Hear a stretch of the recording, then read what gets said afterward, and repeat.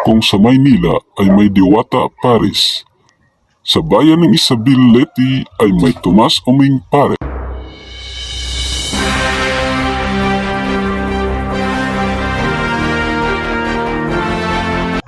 Sa bayan ng Isabel Leti, may napasyalan akong ganito.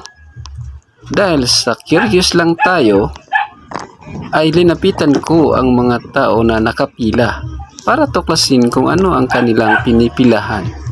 At aking napag-alaman na gusto lang daw nilang kumain sa parisang ito.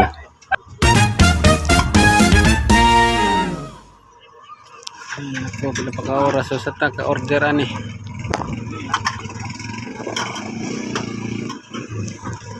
Taas ng linya.